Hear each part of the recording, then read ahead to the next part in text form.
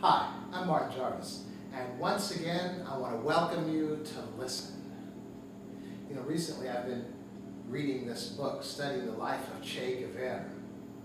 He was, years ago in the 60s, he was with Fidel Castro during his Cuban Revolution, and he was also part of other, nations, and they're struggling as well. And killed by, in the presence of the CIA, which is common knowledge. And if you look him up on the internet, he is loved by many, but he's hated by just as many as he's loved by. So many people, romanticize the revolutionary, but then so many others say that he is the architect of the suffering of so many others. And so I've heard of this man for quite some time, and I decided I wanted to find out, read the biography of this man, just to find out a little bit about him. So I started reading. I'm in about the middle of that reading. And I find that he's a very interesting person. He wasn't that interesting early in his life. He was just like many other people. Suffered from asthma. Just an interesting type person. He ended up becoming a doctor. He was from Argentina, although he was helping out here and there. He was from Argentina. And it was very interesting as I was reading this book, his experiences and why he went the path that he did. I mean, he had traveled when he was a young person, just traveling around, sort of bumming around, just observing other nations, within Latin America. And he saw the suffering and the oppression of so many indigenous people. The people that didn't have anything were being oppressed by the people that had everything. And he saw, through his oppression, through the experiences that he saw with the oppression of so many people, that the only way out was, like the communist way, that everybody was equal and blah, blah, blah. I guess you can probably understand that, in a situation like that. But, our situation in this nation really isn't like that. Maybe it was at one time, maybe through the slave trade, and way back there in those times. But today it's not really the issue. There's not like a heavy-handed government that's forcefully oppressing people into the condition that they're in. So that situation that the revolutionaries of old were faced with is not really the situation that we have today. There needs to be a revolution, but not of a government. It's sort of the revolution of the mind. I was sharing this with a buddy of mine. He said, so James Brown said. And I said, well, really? I didn't even recognize that, but he's pretty sure. I haven't looked it up. But I'm looking at it, especially like the African Americans in our nation, and many of the other poor folks. It's not just African Americans. So I was watching a little mini debate on Facebook yesterday. They were talking about, a gentleman brought up a speech by Lyndon Johnson. He was talking about the playing field not being leveled for like African Americans. But then his comment was responded to by a gentleman saying, well, it's been 47 years, if people that wanted to do something would have by now, and if they hadn't, they never are going to. This was a little bitty bickering going back there, and what I was thinking, even as I was looking at that post, is like, by now, the playing field is level. If you're talking about racially. Because there are many more white folks in this nation that are jacked up, that are in this predicament, than there are black folks. You look at Appalachia in Google, and all over. And so you find then it's not really a racial thing, it's an economic thing. And the gentleman was right that was quoting about the 47 years and all, whoever hasn't been, because the opportunity is there. If you want to be well, you can be well. The problem is there isn't a mindset to be well. I was speaking to another gentleman around the same, he was really ticked off because of so many folks that are collecting, welfare, and he's working real hard. And he is, I know the guy, he's working very hard, a physical job. And he's African American,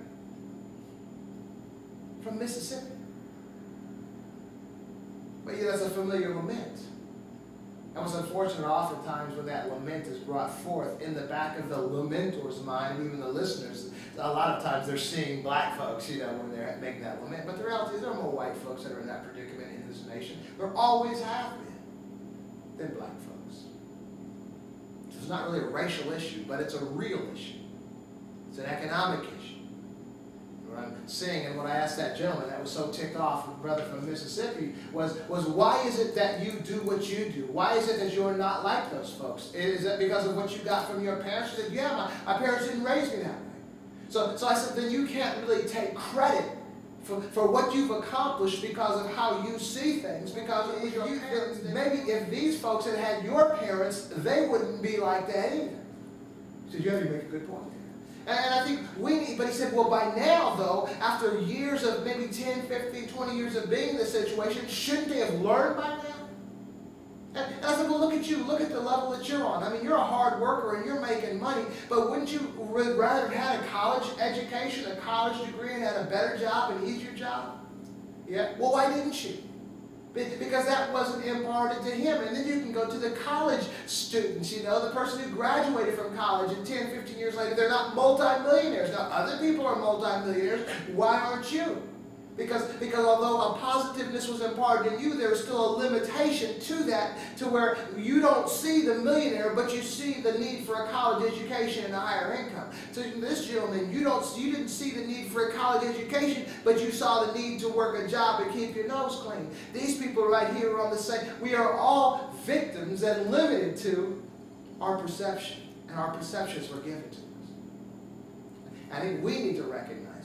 And so even when I'm talking about how the oppression of the masses in Che's time, especially through Latin America, and compare that to oppression in our time, it's not the government, it's not rich folks, it's not folks strong-arming and making you stay in that position and making it impossible for you to come out. I mean, come on, people in some of those nations were being hired by landowners to work whatever particular crops they had. And they would have to live in their housing and buy their food from their stores. And they would never pay them enough money to have any money left over. So in effect, they were paid slaves that could never leave the plantation because they always owed the owner, okay? See, we don't really have those situations en masse today in this nation. Okay, like sharecroppers, or I know back in the 20s and 30s, folks working for the railroad, I mean, they had similar situations, but it's not like that today. The situations that we are in economically that are negative are situations that we have chosen to be in. Not consciously chosen, but chosen because of our inability to think outside of the limitations that we were raised to see. And so that's the oppression that I'm talking about, and that's the revolution that there needs to be. Because the gentleman that brought up that question about, using Lyndon Johnson's speech and all, he had a heart and an empathy. He was seeing that, the government still needed to do more for the people that are underclass, the people that are down here that are suffering because of the playing field. He was saying his kids aren't really suffering like that, and he was making a difference between his kids and those kids. So the reality is, there isn't a playing field that can be fixed outside of that revelation, that light bulb going off, recognizing this is not the way life is supposed to be. What I'm suggesting today, there needs to be a revolution. But the revolution has to be in the hearts and minds. What I'm seeing, and it takes that special catalyst to wake folks up. As I'm studying this about Che and the Latin revolutions that he embroiled himself in. I mean, it all sounds romantic, but then as you're reading these stories about the death and the killings and the murders and executions and tortures and all this stuff, man, that's some terrible stuff. But so that situation is not today. What I see today is a real revolution, but of the mind. And to me, I mean, that's easily said. I could really make a quote like that and everybody will like it on Facebook because it's a cool quote. But a revolution like that, it's not about shooting somebody. It's not about blowing up something. But it is about a catalyst.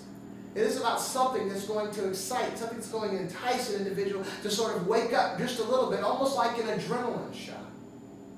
What I'm suggesting today is some might think, that the gentleman that was responding with it's been 47 years, those people that haven't never will, blah, blah, blah. I did finally respond to that little mini argument.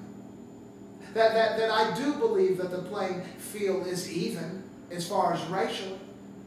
But I do not believe that they, whites or blacks, that are in that negative economic situation, as blind as they might be, and as limited as their perception of their ceiling might be, that they can change. Everybody can change. But what it takes is a catalyst, something to excite them, like that adrenaline shot. And we saw it in this last election. One of the things that really shocked the GOP was they did not expect black people, I mean young people and black people, but black people for this conversation, black people to vote, because historically they haven't. But what they failed to recognize is that there was an adrenaline shot. There was a catalyst. There was something that woke up these folks. I've been all through the neighborhoods, all through this process. I've seen drug addicts that are going to vote. I've seen alcoholics that are vote, homeless people, people that are all jacked up in life, old folks that didn't even care about the political process, people who never cared about the political process were voting because they saw an African American that was president. And I've seen a lot of lament, a lot of negativity even about President Obama and the people that voted for him because they say, well, he's a black man, that's why they voted for him. No, it's more than just that. I mean, come on, man. Look, Obama and McCain and Sarah Palin. Obama and Romney, come on, the businessman. I mean, so what I'm suggesting is I'm saying everybody has their own opinions, but when you take an African American, who has given up really on the government and on the political world and on any kind of reality of their function or their place in anything substantial or real or relevant.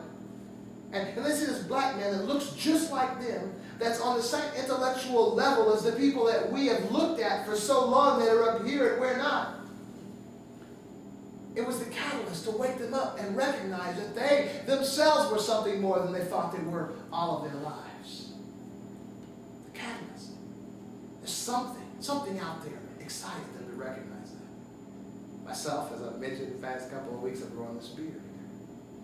As I mentioned in the last program, my daughter wanted to run track, and I promised her back in September that I would grow this beard, I would not shave until the 1st of January, and I promised her on the 1st of January, her and I both will be in shape. And so we run every night, 5 nights a week. Over a mile. And I never ran I ran like this at boot camp for 6 weeks, but that was about it.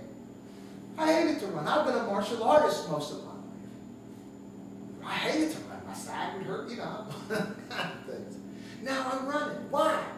And I'm recognizing and I'm eating right. I mean, I've always eaten right over the past 10, 15 years, but I'm eating better and careful and what time I'm eating. And I'm doing all these things I'm supposed to be doing. And I feel my body is more healthy than it's ever been. Now, I just turned 54 yesterday. I mean, there's the age factor. I'm not talking about that. But I'm talking about as far as doing the right things, the exercise, the eating, and all these things. I never would have done this had it not been my daughter. My daughter was the catalyst to open my eyes to recognize who I really am. That I am a runner, that I can do this, that I can be in shape. I've lost 15 pounds in the last 4 weeks.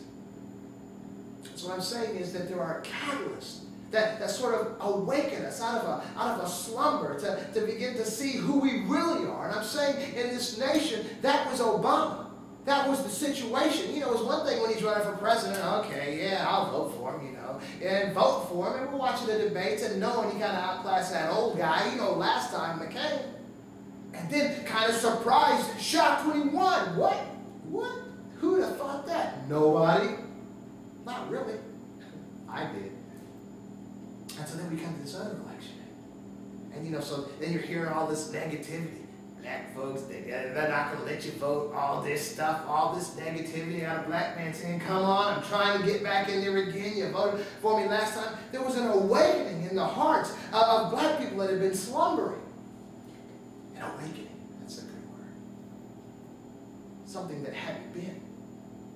I mean, you take black folks and take them out of a nation, and you look at Egypt, you look at the pyramids, you look at all the things that black folks have been a part of over history, and the mathematics and philosophies and all these things that Europeans copied from and took credit for. Black folks. And you take a people and you take them away from that land and you keep them separate and you tell them they're dumb, you tell them they're lazy, and so long you rape their wives, you rape their women, you rape their children, you separate them, all that stuff that you do, these people, generations, hundreds of years later, they're going to be jacked up here. And people are going to begin to say, well, they'll never be. This is all they'll be. And we bought into the stereotypes because they've been true somewhat. Then there's this Obama, this man. that does become president. We're just like throwing him our votes just for the heck of it. Yeah, why not? You know, he is smarter than that guy, but what is that? Because my parents told me growing up, you know, you had to be 10 times smarter than the white guy in order to get the same job as the white guy. You know, Obama might just be 8 times smarter than that man. He'll never be president. And he was elected president back in 2008. An adrenaline shot. And they're going through this race again, you know, then toward the end of this time, a lot of stuff's going on, a lot of stuff. First debate, there he goes, here we go again. Second debate, third debate. Watching stuff, listening to stuff that, you know, may not be exactly true or correct. Watching the fight, watching what we see might be lies. Those are the same things that have been used against us. And more adrenaline. Waking up. There's been awakening among African Americans, and it just blew away the other side, the GOP side. Remember election night? They couldn't believe it. They said Romney was shell-shocked. He couldn't understand. Because he knew he was going to win. And I'm saying, you got black Republicans and black Democrats, and black Republicans were shell-shocked as well. So this isn't really political. This is racial. This is a reality of an awakening in the hearts of black folks. Hey, you know, we can do something. Let me tell you about a conversation I had with this gentleman. This gentleman, I had a conversation with an older white guy, about 62 years old or so. Educated. Was a commander, you know, in the Navy. Educated. And he was really ticked off about the results of the election. And this is a Christian, okay? And we were having a conversation. I said, man, and I'm military. My whole family's military. My sister just made E9 about 2 weeks ago, highest enlisted rank in the military. My father Vietnam, my brother's Vietnam, all of my brothers and my sister military, all my friends. And I recognize, and if you recognize historically, you know, when we have GIs over there fighting in Iraq and Afghanistan, it's terrible when we say, you know, they're protecting our freedom. Come on, are they really? I really feel for the GIs because I came up military and I've been military, and just about everybody I ever knew growing up was military. When you're fighting a trumped up, you know, situation, you have to believe, and the parents of these young people and the husbands and wives and children have to believe that they're protecting this nation just to keep their sanity. If they ever really begin to consider that maybe they shouldn't have been over there, there's a waste and these lives are being taken for nothing, it would be hard to deal with. And if we look historically, as far as, and we know the money and the situation and why we're really over there like in Iraq and all that stuff. I mean, because we have the internet, and we have the ability to see what's really going on, something we didn't have before. But you know, historically, as our nation has been at odds, you know, with Russia and China, and we've been promoting democracy and trying to hedge off communism. That's been the point. That's been the reason. We've been showing them our system of government, that our system of government is the best. Our election process, of the people, by the people. We're the ones who elect our president. He knows that. He's educated. That's been our purpose. That's why we've bled over the years. And so when you have an election, and then you have people pissed off simply because their guy didn't win, and they're being so obstinate and so negative and so hateful, what kind of message are we sending to the nations all over the world that this is the best system of government and our democracy is the best, and where we pick a leader by the will of the people when folks can't respond properly when their guy loses? I said, it's a sham what you've done. You've made a mockery of our system of government to the world. You know what he said to me? He said, we should have killed you guys a long time ago. This was an educated Christian. We should have killed you guys a long time ago. Think about that. Understand the awakening. We're awake now. Now we still got more to do. But we've had enough awakening to be awake now. Now we got to get ourselves together. Because we are a powerful force in this nation as African Americans. Not just politically, but just to get ourselves together economically. Get ourselves off the system, off the welfare system. You know, the welfare system is really cashing in. You know, they hire a lot of folks. A lot of people get paid because there is a welfare system. A lot of paper companies, ink companies, you know, computer companies, internet services, you know, pens, paper clips, all that stuff, man. The companies that are involved in just the printing the money and that goes out, you know, they take the money so they don't have to use checks or anymore, or, you know, money, food stamps anymore. So the banking industry, there are all kinds of people that get paid because of this industry. Even those Obama phones, what do you think of cell phone companies, service providers, those people who make the phones, those people are getting paid multi-million dollars for giving these phones to people that are on welfare. People on welfare aren't getting over. Just like I told that gentleman that was so mad from Mississippi about the people that are on not working and getting money and he's working hard for it. It's like when you're on welfare, that money doesn't last to the end of the month. You're scraping. And anybody on welfare, their life isn't good. So why would they continue being in a situation where their life isn't good, where there is no joy, there is no peace, there is no happiness? Because their minds have been oppressed. They are self-oppressed. But there's been an awakening in this past few years, and especially the past week or so when we elected a new president. Black folks need to recognize that there was a power, there was a potential in them that has been lying dormant, and it's time to wake up. But we have a responsibility now, and not to be looking for handouts. We don't need handouts. We don't need to be begging people, wanting people, oh man, the playing field isn't even, so we need more stuff. No, that's been the problem. That sort of lulled us into believing that this is the way life is supposed to be. It's not. We have a great potential within us that's been lying dormant. My children, now my daughter, I'm running with her. I'm in better health than I ever was. I wish I had started this when I was her age, but I didn't. So I'll never be the health to the potential that she will be or that I could have been. But my child will be, because she's 7 now, doing what I started doing when I was 53. You see what I'm saying? So even in this awakening, we might never find ourselves as adults in that economic great position, but as we begin imparting into our children the truth, the reality of their potential, they will attain that potential. They'll come awful darn close, a lot closer than we did. Look at my son right now. Having graduated from the University of Cincinnati with a large company that in management. It's like something that I didn't do. I joined the military when I was 17. Didn't go to college. Didn't get a degree till last year, okay? Which is just for the fun of it. But he's able to do something I couldn't do. My daughter's going to be able to do what I couldn't do. And it's our responsibility. It's your responsibility.